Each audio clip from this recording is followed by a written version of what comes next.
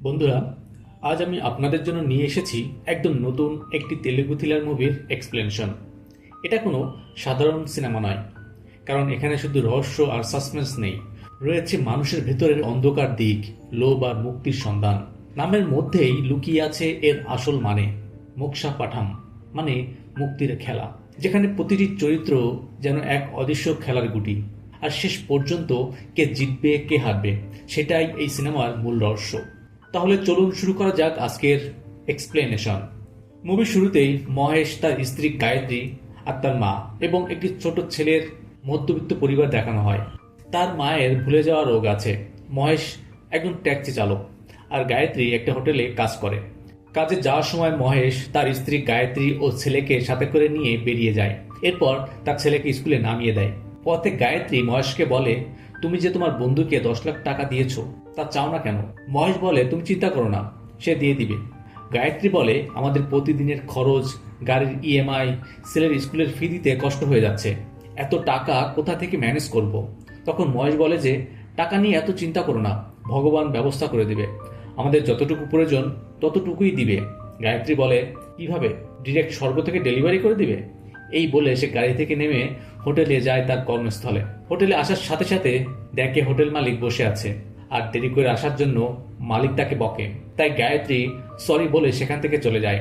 এইদিকে হোটেল মালিকের ছেলে তার বন্ধুর সাথে কথা বলার সময় ইচ্ছাকৃতভাবে গায়ত্রীর সাথে ধাক্কা খায় আর জিজ্ঞাসা করে, তুমি কোথায় যাচ্ছ? গায়ত্রী বলে, কাজ করতে হবে স্যার। তখন সে বলে, আমাকে হেমন্ত বলে ডাকতে পারো। আর গায়ত্রী, তোমার শাড়িটা সুন্দর। তখন গায়ত্রী বলে, স্যার, এটা ইউনিফর্ম। এই বলে সে সেখান থেকে চলে যায়।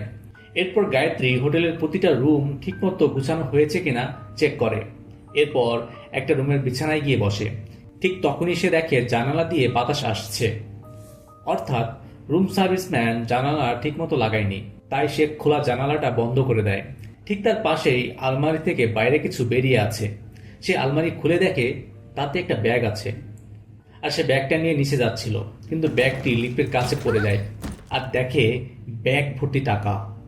এত টাকা দেখে সে হতবাক। সে টাকাগুলো ব্যাগে ভরে আবার সেই রুমে ফিরে আসে আর আবার চেক করে।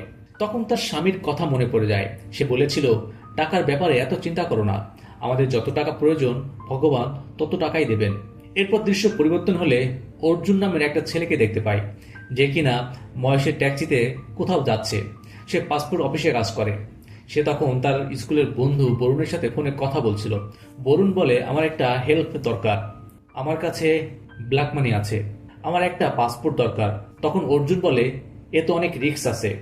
বরুণ বলে, তুই 5 লাখ টাকার জায়গায় 10 লাখ টাকা নে, কিন্তু আমাকে পাসপোর্ট বানিয়ে দে, আমি অন্য দেশে চলে যাব।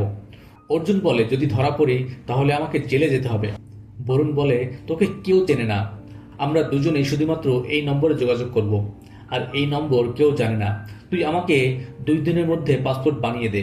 তখন অর্জুন বলে, কাজ শেষ করে তোকে ফোন করব। এরপর সে তার অফিসে নেমে পড়ে। তখন তাকে লক্ষ্মী মামা নামে কেউ একজন ফোন করে, কিন্তু সে ফোন ধরে না। অর্জুন অফিসে গিয়ে বরুণের জন্য একটা জাল পাসপোর্ট বানাতে থাকে। তখন লক্ষ্মী মামার লোক এসে অর্জুনকে তার নিজের গাড়িতে উঠিয়ে নেয়। আসলে অর্জুনের গাড়ি বন্ধক রাখা হয় টাকা নেওয়ার জন্য। এরপর তারা লক্ষ্মী মামার চেম্বারে এসে পৌঁছায় আর তাকে বসতে বলা হয়। অর্জুন দেখতে পায় এক লোক, তার নাম বান্টু। সে একজনকে বস্তায় ভরে ছুরি দিয়ে কুপাচ্ছে। এটা দেখে অর্জুন ভয় পেয়ে যায়। তখন লক্ষ্মী মামার সামনে এক বৃদ্ধ বসা ছিল, আর তার কাছে তার পাওনা টাকা দেওয়ার কথা বলে। যদি টাকা দিতে না পারো তাহলে তোমাকেও বস্তায় পুরে মারা হবে। এরপর সে বৃদ্ধ সেখান থেকে চলে যায়। এরপর মামা অর্জুনকে বলে, তোমাকে ফোন দিয়েছি, ফোন ধরো না কেন? তখন অর্জুন বলে, বসের সাথে মিটিংয়ে ছিলাম, তাই ধরতে পারিনি। তখন মামা রেগে গিয়ে বলে, তুই তোর বসের সাথে থাকিস আর যার সাথে থাকিস, আমার ফোন সাথে সাথেই ধরতে হবে। অর্জুন বলে, আমাকে 1 সপ্তাহ সময় দাও, টাকা ফেরত দিয়ে দিব। মামা বলে, 1 মাস আগে আমার কাছ থেকে 25 লাখ টাকা নিয়েছিস, আমি বলেছি 2 সপ্তাহের মধ্যে টাকা ফেরত দিতে হবে, তুই বললি 1 সপ্তাহের মধ্যে ফেরত দিবি। তখন অর্জুন মেঘনার নাম নিয়ে কিছু বলতে যাবে, তখন মামা তাকে থামিয়ে দিয়ে বলে, ওই মেয়ে তোর সব টাকা নিয়ে পালিয়ে গেছে, আর তুই এখনো তার সাইড নিচ্ছিস। আমাদের বংশে তুই একমাত্র শিক্ষিত, তাই তোকে সম্মান করছি, নইলে তুইও বস্তায় যাবি। তারপর সে বান্টুকে বলে যে তার কাছ থেকে টাকা বের করার দায়িত্ব তোর, তুই যা ইচ্ছা কর, শুধুমাত্র বলার জন্য আমার ভাগ্নে। আর অর্জুনকে বলে, এটাই শেষবার, অর্জুন তার মামার কাছে তার গাড়িটি চায়। টাকার জন্য বিভিন্ন জায়গায় যেতে হবে, তো তার মামা গাড়ির চাবি দিতে বলে। এরপর অর্জুন গাড়ি নিয়ে বের হয়ে এক পরিচিত পুলিশ অফিসারের কাছে যায় আর মেঘনা সম্পর্কে জিজ্ঞাসা করে। কিন্তু অফিসার বলে যে আমরা সমস্ত সিসিটিভি ফুটেজ ক্যামেরা চেক করেছি, কিন্তু তার কোনো সন্ধান পায়নি। তবে সে শহর ছেড়ে যায়নি। অর্জুন বলে অফিসিয়ালি থানায় কমপ্লেন করবো কিনা তাকে জিজ্ঞাসা করে। অফিসার বলে, না, এখন করো না। তোমাকেই প্রথমে সন্দেহ করবে, কারণ সে তোমার বাড়ি থেকে তোমাকে শেষ ফোন করেছিল। আরো কিছুদিন অপেক্ষা করো। এই বলে সে চলে যায়। দৃশ্য পরিবর্তন হলে সানবি নামের একটা মেয়েকে দেখি। সে পার্লারে গিয়েছিল মেকআপ করতে। ঠিক তখন সেখানে তার এক বন্ধু এসে বলে, কতদিন পর তোমাকে দেখলাম, তো কেমন যাচ্ছে দিনকাল? এই বলে তার গালে টাচ করে। সানবি তখন ব্যথা পায়। তার ফ্রেন্ড দেখতে পায় তার চোখের পাশে আঘাতের দাগ, আর সেটা ঢাকতেই পার্লার এসেছে। তো এরপর দৃশ্য কিছুটা পেছনে চলে যায়। দেখা যায় সানবির স্বামী সানবির টাকার উপর চলে, আর সানবি তার স্বামীকে অনেক ভয় পায়, আর তার স্বামী সন্দেহ করে সবসময়। তখন সে সানবিকে বলে সে 3 দিনের জন্য ব্যাঙ্গালোরে যাচ্ছে, আর সানবিকে চেক সাইন করতে বলে। সানবি তাতে স্বাক্ষর করে। তার স্বামী বলে, তোমার এই সাইনের জন্য ফ্লাইট শিডিউল চেঞ্জ করতে হয়েছে। তোমাকে ফোন দিয়েছি, কিন্তু ফোন বন্ধ দেখাচ্ছিল। তুমি শুধু আমার টাকা দিয়ে কেনাকাটার পার্লারে যাও। তখন সানবি বলে ওঠে, ওটা আমার বাবার টাকা। এই কথা শুনে তার স্বামী তাকে মারধর করে। তো দৃশ্য বর্তমানে আসে। সানবির বন্ধু তাকে ডিভোর্স দিতে বলে, কিন্তু সানবি পারিবারিক ইস্যুর কারণে তাকে ডিভোর্স দিতে পারছে না। সে বলে সে যে 3 দিন হাতে সময় পেয়েছে, সে এই 3 দিন সময়টাকে উপভোগ করতে চায়। তো তখন তার বন্ধু বিশু নামের এক ছেলের সাথে পরিচয় করিয়ে দেয় এবং তার সাথে সময়টা এনজয় করতে বলে। সানবি বলে সে বিবাহিত। তার বন্ধু বলে এই 3 দিনের জন্য তুমি বিবাহিত নও, সময়টা এনজয় করো। এরপর আবার দৃশ্য পরিবর্তন হলে গায়ত্রীকে দেখানো হয়। সে টাকা রেখে রিসিপশনে আসে। তখন এক ব্যক্তি হোটেল রুম নিতে আসে। তখন গায়ত্রী রেজিস্ট্রি খাতা চেক করে দেখে বরুণ নামের একজন 329 নম্বর রুম নিয়েছিল, আর নতুন লোকটাকেও 329 নম্বর রুমটি দেওয়া হয়। তাই গায়ত্রী দ্রুত সেই রুমে গিয়ে ব্যাগটি লুকিয়ে রাখে আর বাথরুমের কল চালু করে। যখন সেই লোকটি সেখানে আসে আর পানি দেখতে পায়, সে খুবই বিরক্ত হয়। তাই গায়ত্রী বাথরুম থেকে ভিজা অবস্থায় বের হয়ে তাকে বলে বাথরুমে ইস্যু আছে, তাই তাকে 311 নম্বর রুমে শিফট করে দেয়।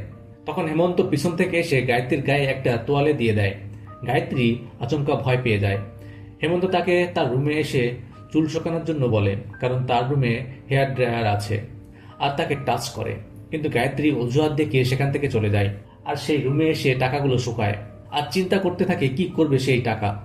আবার দৃশ্য পরিবর্তন হলে দেখা যায় অর্জুনের কাছে বরুণের ফোন আসে আর বলে, পাসপোর্ট কি তৈরি হয়ে গেছে? অর্জুন বলে, হয়ে গেছে। বরুণ বলে, ঠিক আছে, আমরা আগামীকাল দেখা করব।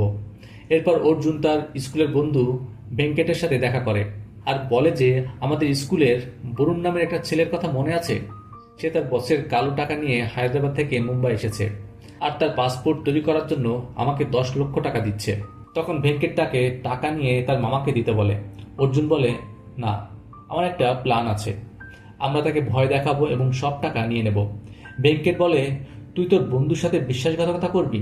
অর্জুন বলে, ওই টাকা তো তার না, ব্ল্যাক মানি, সে চুরি করে নিয়ে এসেছে।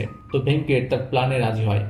অন্যদিকে সানবিকে বিশু কল করে আর সে তাকে লং ড্রাইভে যেতে বলে। তো সানবির যেতে রাজি হয়, আর তারা দুজনে বেরিয়ে পড়ে লং ড্রাইভে। অনেক এনজয় করে এবং একে অপরের ঘনিষ্ঠ হয়। একটা পর্যায়ে বিশু সানবিকে বিয়ের প্রস্তাব দেয়, কিন্তু সানবি তা প্রত্যাখ্যান করে আর বলে যে সে বিবাহিত। তখন বিশু অবাক হয়ে বলে, তুমি আমাকে আগে কেন বলনি? সানবি বলে, আমি শুধু সময়টাকে এনজয় করেছিলাম। এই বলে সে সেখান থেকে চলে যায়। এইদিকে গায়ত্রীকে তার ছেলের স্কুল থেকে ডেকে পাঠানো হয়। সেখানে আসার পর প্রিন্সিপাল বলে যে স্কুলের ফি দিতে হবে। এটা একটা রেপুটেড স্কুল, সঠিক সময়ে স্কুল ফি দিতে হয়। যদি না পারেন ছেলেকে অন্য কোনো স্কুলে ভর্তি করেন। গায়ত্রী এটা শুনে বলে আগামীকালের মধ্যেই স্কুলের ফি জমা দিয়ে দেবে। এরপর দেখা যায় অর্জুন বরুণের পাসপোর্ট রেডি করে গাড়িতে ওঠে বাসায় যাওয়ার জন্য। ঠিক তখনই একজন পুলিশ অফিসার তার গাড়ির কাছে এসে বরুণের ছবি দেখিয়ে তার সম্পর্কে জিজ্ঞাসা করে, বলে, তুমি তাকে চেনো কিনা? অর্জুন বলে, না, চিনি না। তখন সেই পুলিশ এসে গাড়িতে বসে আর তার স্কুলের গ্রুপ ছবি দেখিয়ে বলে, এই বরুণকে জানো না? তোমার পাশে দাঁড়িয়ে আছে। অর্জুন বলে, ও এই বরুণ, হ্যাঁ তাকে চিনি, কিন্তু এখন যোগাযোগ নেই। পুলিশ পাশে দাঁড়িয়ে থাকা ভেঙ্কটের ছবি দেখায়। অর্জুন বলে, এটা আমার মামাতো ভাই, সে একটা ক্যাফেতে কাজ করে। পুলিশ বলে, তার কি বরুণের সাথে যোগাযোগ আছে? অর্জুন বলে, না, পুলিশ আরেকজনের ছবি দেখিয়ে বলে, তাকে জানো কিনা? অর্জুন বলে, হ্যাঁ, তার নাম রাজেশ। পুলিশ তখন হেসে বলে, আরে আমি সেই রাজেশ, ভয় পেয়ে গেলে? এরপর একটা জায়গায় ড্রিঙ্কস করতে করতে বরুণ যা করেছে তা খুলে বলে অর্জুনকে, কিন্তু অর্জুন তো আগে থেকেই সবকিছু জানে। রাজেশ বলে, যদি বরুণ পাসপোর্ট তৈরি করার জন্য তোমার সাথে যোগাযোগ করে অবশ্যই আমাকে জানাবে। এরপর দেখা যায় সানভি বাড়িতে কাজ করছিল। ঠিক তখনই বিশু মাতাল হয়ে তার বাড়িতে আসে, কিন্তু সানভি তাকে এখান থেকে চলে যেতে বলে, কারণ তার স্বামী আসার সময় হয়ে গেছে। কিন্তু বিশুর কথা শোনে না। ঠিক তখনই কলিং বেল বেজে ওঠে। সানভি বিশুকে একটা জায়গায় লুকিয়ে রাখে। সানভি দরজা খুলে দেখা যায় তার স্বামী এসেছে। তার স্বামী সানভির ভাবসাব দেখে সন্দেহ হয়, জিজ্ঞাসা করে, তোমার হাত পা কাঁপছে কেন? আর তুমি ভয় পাচ্ছই বা কেন? কিছু একটা লুকাচ্ছ। সে বলে ওঠে, কাকে লুকিয়ে রেখেছ? এই বলে সে সব ঘর খুঁজে থাকে, কিন্তু যেখানে বিশুকে লুকিয়ে রেখেছিল সেটা যখন খুলতে যাবে তখন সানভি তাকে জিজ্ঞাসা করে, তুমি এই 3 দিন কার সাথে ছিলে? আর তাকে থাপ্পড় মারার কথা বলে। এই কথা শুনে তার স্বামী তাকে চুলের মুঠি ধরে নিচে ফেলে বেল্ট দিয়ে মারতে থাকে। আর এইগুলো বিশু দেখছিল, কিন্তু কিছুই করতে পারছিল না। তারপর একটা ফোন আসলে সানভির স্বামী সেখান থেকে চলে যায়। বিশু রুম থেকে বেরিয়ে সানভির এই অবস্থা দেখে খারাপ লাগে, তার স্বামীকে হত্যা করার কথা বলে। সানভি বিষয়টা নিয়ে ভাবতে থাকে। এরপর দেখা যায় গায়ত্রী ছেলের স্কুল থেকে ফিরে হোটেলে আসে, দেখে মালিক সব স্টাফকে একসাথে জিজ্ঞাসাবাদ করে, বলে যে চুরি করেছে সে সামনে আসো, নয়তো পরিণাম খারাপ হবে, পুলিশ ডাকতে বাধ্য হব। এই কথা শুনে গায়ত্রী ঘাবড়ে যায়। সে যখন বলতেই যাবে তখন একটা মেয়ে হাত তোলে আর একটা দামি ঘড়ি পকেট থেকে বের করে। গায়ত্রী ভেবেছিল সেই টাকার জন্য হয়তো সবাইকে ডেকেছে। অন্যদিকে অর্জুন ভেঙ্কটকে ইন্সপেক্টর রাজেশের কথা বলে আর বলে বরুণকে ধরতে এখানে এসেছে, আর ভেঙ্কটকে তার পরিকল্পনার কথা বলে। আর তারা বরুণকে একটা খালি নির্মাণাধীন বিল্ডিংয়ে ডেকে আনবে পাসপোর্ট নেওয়ার জন্য। আর ভেঙ্কটকে পুলিশকে ছদ্মবেশে আসতে বলে। যখন সে পাসপোর্ট নিতে আসবে তখন তাকে ভয় দেখাবি আর সব টাকা নিয়ে নিব। এদিকে সানভি ও বিশু সানভির স্বামীকে কিভাবে হত্যা করবে তার পরিকল্পনা করে। সানভি বলে যে তার অ্যাক্সিডেন্ট করে মরতে হবে, তবেই সে তার টাকা পাবে। তবে অ্যাক্সিডেন্ট কিভাবে করবে এটা নিয়ে প্ল্যান করে। এরপর দেখা যায় সানভি বিশুর সাথে প্ল্যান করে তার স্বামীকে তার ব্লাউজ টেইলার্স থেকে নিয়ে আসতে বলে। রাতে দেখা যায় বিশু ট্রাক নিয়ে অপেক্ষা করতে থাকে সানভির স্বামীর জন্য। এরপর একটা গাড়ি এসে থামলে একজন ছাতা নিয়ে নামে আর ট্রাক দিয়ে তাকে হত্যা করে। অন্যদিকে অর্জুন এবং ভেঙ্কট প্ল্যান অনুযায়ী বরুণকে একটা বিল্ডিংয়ে ডাকে, কিন্তু অনেকক্ষণ অপেক্ষা করার পরেও সে আসে না আর তার ফোন বন্ধ। তাই তারা ফিরে যায়। আর মামার লোক বান্টু যেহেতু তাকে ফলো করছিল, তো তাদেরকে সেখানে দেখে ফেলে। এইদিকে বিশু সানভিকে ফোন করে জানায় এই কাজ হয়ে গেছে। এটা শুনে সানভি অনেক খুশি হয়, কিন্তু দেখা যায় তার স্বামী বাসায় ফিরে এসেছে। সানভি তাকে দেখে অবাক হয়ে যায়। সে তাকে ব্লাউজের কথা বলে। তার স্বামী বলে, বৃষ্টি হচ্ছিল তাই যায়নি, কাল নিয়ে আসবো। রাতে যখন বিশু তার সাথে দেখা করতে আসে তখন সানভি বলে, তুমি এত বড় ভুল কিভাবে করলে? আমার স্বামী বেঁচে আছে আর বেডে ঘুমাচ্ছে, তুমি কাকে মেরেছ? এই কথা শুনে বিশু স্তব্ধ হয়ে যায়। তাহলে সে কাকে মেরেছে? আর সে সেখান থেকে চলে যায়। অন্যদিকে মামার লোক অর্জুন ও ভেঙ্কটকে তুলে নিয়ে জিজ্ঞাসা করে, তোমরা দুজন নতুন কি বিজনেস শুরু করেছো? প্রথমে অর্জুন কিছু বলে না, কিন্তু যখন মামার লোক ভেঙ্কটের হাত কাটতে যায় তখন অর্জুন তার মামাকে বরুণের ব্যাপারে সবকিছু বলে আর বলে, আমি অবশ্যই 2 দিনের মধ্যে টাকা ফেরত দিয়ে দিব। তার মামা বলে, এইসব জাল পাসপোর্ট ব্যবসা বন্ধ করো। এই বলে সে তাদের দুজনকে যেতে দেয়। দুজনেই বাইরে এসে কথা বলছিল। তখন ভেঙ্কট বিরক্ত বলে, একটুর জন্য বেঁচে গেছি, আর 2 দিনের মধ্যে টাকা কোথা থেকে ম্যানেজ করবি? বরুণের ফোন বন্ধ। অর্জুন বলে, এত চিন্তা করিস না, ব্যবস্থা হয়ে যাবে। ভেঙ্কট বলে, তুই এই অবস্থার মধ্যে এত রিল্যাক্স কিভাবে, আর রিল্যাক্স মুডে সিগারেট টানছিস? অর্জুন বলে, এর একটা সিক্রেট আছে। সে বলে, ছোটবেলায় কোনো এক জ্যোতিষী আমাকে বলেছিল যে পানিতে আমার বিপদ। তারপর থেকে আমার বাবা আমাকে সাঁতার কাটতেও দেয়নি। একদিন আমার বাবা আমাকে গোলকুন্ডা সিগারেট কিনতে পাঠিয়েছিল, তাই আমি একটা দোকানে গিয়েছিলাম সিগারেট কিনতে, কিন্তু সেখানে না থাকায় অন্য দোকানে যাই। ঠিক তখনই একটা পানির ট্রাক দোকানদার সহ দোকান গুড়িয়ে দেয়। এটা আমার সাথে অনেকবার ঘটেছে। তারপর থেকে এই গোলকুন্ডা সিগারেট আমার জন্য ভাগ্যবান। যখনই জলের ট্রাক আমাকে মারার জন্য ঢুকেছে, এই গোলকুন্ডা সিগারেট আমার জীবন বাঁচিয়েছে। অন্যদিকে গায়ত্রী টাকার ব্যাগটি বাড়িতে নিয়ে যাওয়ার জন্য প্রস্তুতি নেয়। লিফট থেকে নামার পর দেখে কিছু খেলোয়াড় সেখানে সেলফি তুলছে, আর হোটেলের মালিকও সেখানে ছিল। সে সবার চোখের আড়ালে হয়ে ব্যাগ নিয়ে যাচ্ছিল। ঠিক তখনই মালিকের ছেলে হেমন্ত তার সামনে এসে দাঁড়ায় আর জিজ্ঞাসা করে, তুমি কোথায় যাচ্ছ? গায়ত্রী বলে, বাড়ি যাচ্ছি। হেমন্ত বলে, যখন খুশি আসবে, যখন খুশি যাবে। এটা তোমার কি বাপের হোটেল পেয়েছো? আর এই ব্যাগে কি আছে? গায়ত্রী বলে, আমার জামা কাপড়। হেমন্ত বলে, তোমার চেহারা দেখে মনে হচ্ছে ব্যাগে কিছু একটা আছে। তখন হেমন্ত ব্যাগটি খুলতে তার হাত ধরে, আর তার হাত ধরাতেই গায়ত্রী রেগে তাকে চড় মারে আর বলে, যথেষ্ট হয়েছে। প্রতিদিন আমাকে টাচ করার চেষ্টা করে, সুযোগ পেলেই টাচ করে। গায়ত্রী তখন মালিকের কাছে গিয়ে বলে, আপনার প্রতি শ্রদ্ধার কারণে আমি এতদিন চুপ ছিলাম, কিন্তু এখন আমি আর সহ্য করতে পারছি না। আমি আর এখানে কাজ করতে পারবো না। এই বলে সে তার ব্যাগটি নিয়ে চলে যায়। অন্যদিকে বিশু ওই অ্যাক্সিডেন্টের পর থেকে সম্পূর্ণ ভেঙে পড়ে, মদ মাদকের নেশায় ডুবে থাকে। সানভি তার সাথে দেখা করতে তার বাড়িতে আসে আর তার অবস্থা দেখে তাকে সান্ত্বনা দেয়। কিন্তু বিশু বলে, আমি খুন করেছি, তার স্ত্রী সন্তানদের অবস্থা কি হবে? সানভি তাকে বলে যে এটা তার দোষ নয়, কিন্তু বিশু নিজেকে মানাতে পারে না। পুলিশের কাছে যাওয়ার জন্য জেদ ধরে। সানভি বলে, এমন করলে আমরা দুজনেই জেলে যাব। বিশু বলে, আমি তোমার নাম নেব না। সানভি তার পা ধরে যেতে বাধা দেয়। তখন হঠাৎ বিশু একটা কাচের বোতলের উপর পড়ে সেখানেই মারা যায়। তো সানভি তার বান্ধবীকে ডেকে নিয়ে আসে। তখন তার বান্ধবীর সহযোগিতায় বিশুর লাশ একটা ব্যাগে ভরে। এরপর একটা নির্জন জায়গায় নিয়ে গিয়ে গর্ত করে কবর দিয়ে দেয়। লাশ কবর দিয়ে এসে তারা শাওয়ার নিতে নিতে বলে, সানভি, এসব ভুলে যাও এবং এগিয়ে যাও। আমি জানি তোমার স্বামী তোমাকে মারবে কিনা, কিন্তু তোমার স্বাধীনভাবে বেঁচে থাকা উচিত। আর তোমার স্বামী তোমার সাথে যা যা করেছে তাতে তার বেঁচে থাকা উচিত নয়। এটা আমার উপর ছেড়ে দাও। সানভি বলে, তুমি কি করতে চাচ্ছ? তখন সে বলে, বিহার থেকে কিছু গুন্ডা ডাকবো। তারা তোমার স্বামীর কনস্ট্রাকশন সাইটে কাজের কর্মী হিসেবে থাকবে, আর অ্যাক্সিডেন্ট হিসাবে তাকে নিচে ফেলে মেরে ফেলবো। সবাই ভাববে সে পা পিছলে মারা গেছে, কিন্তু এর জন্য 25 লক্ষ টাকা লাগবে। সানভি বলে, আমার কাছে এখন এত টাকা নেই। তার বান্ধবী বলে, চিন্তা করো না, আমি সব সামলে নেব। তখন গল্পটি অর্জুনের সাথে কানেক্ট হয়। আসলে এই সানভির বান্ধবী হলো মেঘনা, আর মেঘনা হলো অর্জুনের গার্লফ্রেন্ড। সে অর্জুনকে ফোন করে আর বলে, আজ্জু, আমার 25 লক্ষ টাকা দরকার, আমি 1 সপ্তাহের মধ্যে তোমাকে ফেরত দেব। অর্জুন বলে, ঠিক আছে, আমি মামার সাথে কথা বলে দেখি। আর এখানেই আমরা বুঝতে পারি অর্জুন মূলত তার মামার কাছ থেকে 25 লক্ষ টাকা নিয়ে মেঘনাকে দিয়েছিল।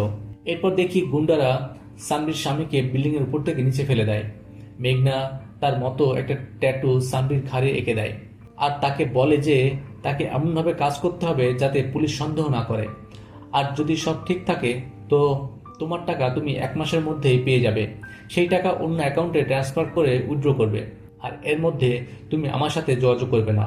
টাকা ওঠানো হয়ে গেলে আমার সাথে যোগাযোগ করো, আমি তোমার জন্য একটা নতুন পাসপোর্ট রেডি করে রাখবো। এরপর আজীবনের জন্য দেশ ছেড়ে অন্য কোথাও চলে যাও। সানভিও তাই করে। সে সব টাকা নিয়ে মেঘনার কাছে আসে।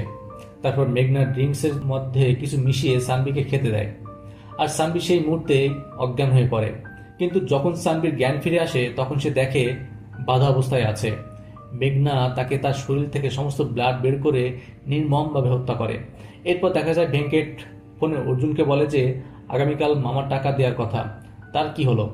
অর্জুন বলে, বরুণ ফোন করেছিল, সে আমার বাড়িতে পাসপোর্ট নিতে আসছে। ভেঙ্কট বলে, পুলিশ বন্ধু রাজেশও আমাকে জিজ্ঞাসাবাদ করতে এসেছিল। অর্জুন যখন তার ফ্ল্যাটের দরজা খুলতে যাবে দেখে দরজা খোলা। সে সাথে সাথে ফোন কেটে দেয় আর বুঝতে পারে কেউ একজন তার বাড়িতে এসেছে। যখন সে ভেতরে যায় দেখে মেঘনা। অর্জুন তার উপর রেগে যায় আর বলে, তুমি টাকা নিয়ে চলে গেছো, কোনো খোঁজ নেই তোমার। এই দিকে আমি কি বিপদে আছি তা তুমি জানো না। মেঘনা বলে, আজ্জু, আমাকে আরো কিছুদিন সময় দাও, আমি টাকা ফেরত দিয়ে দিব। অর্জুন রেগে গিয়ে বলে, তাহলে কেন এসেছো? মেঘনা বলে, তোমাকে অনেক মিস করছিলাম, তাই তোমার সাথে সময় কাটাতে এসেছি। অর্জুন বলে, এইসব ফালতু কথায় আমাকে আর ভোলানো যাবে না। এবার সে তাকে ইমোশনালি ব্ল্যাকমেইল করতে থাকে। মেঘনা বলে, ঠিক আছে, আমি চলে যাচ্ছি, তাহলে তুমি টাকাটা দেখলে, আমার ভালোবাসাটা দেখলে না। অর্জুন দেখে সে সত্যি সত্যি চলে গেছে। সে তাকে আবার ফিরিয়ে নিয়ে আসে। মেঘনা তাকে তার মিষ্টি মিষ্টি কথা দিয়ে তাকে ফাঁদে ফেলে, আর তার জন্য একটা ছোট্ট ঘড়ি নিয়ে আসে আর বলে, আজ্জু, সে দুবাইতে চাকরি পেয়েছে, অনেক টাকা বেতন, এতে আমাদের ঋণ শোধ হয়ে যাবে। সে অর্জুনকে সানভির পাসপোর্ট দেখায় এবং বলে যে আমার বন্ধু জবটা পেয়েছে, কিন্তু তার জায়গায় আমি যাচ্ছি, তো তুমি শুধু আমার পাসপোর্টে স্ট্যাম্প লাগানোর ব্যবস্থা করে দাও।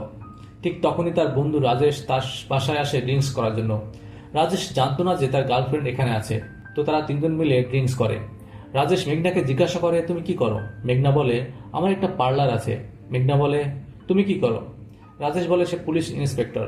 এরপর অর্জুন রাজেশকে বরুণের সম্পর্কে জিজ্ঞাসা করে। রাজেশ বলে, এখনো খুঁজছি। বরুণকে খুঁজতে গিয়ে রিসেন্টলি একটা অ্যাপার্টমেন্টে একটা মেয়ের মৃতদেহ পেয়েছি। বডিতে একটা ফোঁটাও রক্ত ছিল না, আর সেটা এত ছোট ছোট টুকরো করে কাটা হয়েছিল, আইডেন্টিফাই করা যাচ্ছে না। আমি এখনো সেটা বলতে পারছি না। এই কথাগুলো শুনে মেঘনা চোখে মুখে এক অন্যরকম ভাব ছিল। রাজেশ বলে, কিন্তু হ্যাঁ, ওই মেয়ের ঘাড়ের পিছনে প্রজাপতির ট্যাটু ছিল। এই কথা শুনে অর্জুন ড্রিঙ্কস করতে করতে উল্টি করে দেয়। রাজেশ সেই ট্যাটুর ছবি দেখায়। অর্জুন বুঝতে পারে এটা নিশ্চয়ই মেঘনার কাজ, কারণ তার ঘাড়ে একই ট্যাটু আছে। কিন্তু মেঘনা বিষয় পরিবর্তন করার চেষ্টা করে। ঠিক তখনই রাজেশের ফোন আসে, আর সে সেখান থেকে উঠে যায়। তখন অর্জুন মেঘনাকে বলে, এটা তোমার ট্যাটু, আর তুমি তাকে মেরেছো না? আর তার পাসপোর্ট নিয়ে দুবাই পালিয়ে যেতে চাইছো? সত্যি করে বলো, ওটা তুমি করেছো? মেঘনাও স্বীকার করে নেয়। তখন রাজেশ এসে বলে, থানা থেকে ফোন এসেছে, বের হতে হবে, শেষ ড্রিঙ্কস করে চলে যাব। তখন অর্জুনের কাছে ভেঙ্কটের ফোন আসে। সে কথা বলার জন্য একপাশে চলে যায়। আর ঠিক তখন রাজেশের ফোনে মেঘনার ছবি আসে। রাজেশ তার দিকে তাকিয়ে থাকে। ওইদিকে ভেঙ্কট অর্জুনকে বলে যে একটা মেয়ের মৃতদেহ পাওয়া গেছে, আর তার ঘাড়ে মেঘনার মতো একটা ট্যাটু আছে, আর মেঘনাকে টিভিতে দেখাচ্ছে। আর বলে, বরুণ এসেছে কিনা। অর্জুন বলে, বরুণকে ছাড়, মেঘনা এখন আমার ফ্ল্যাটে।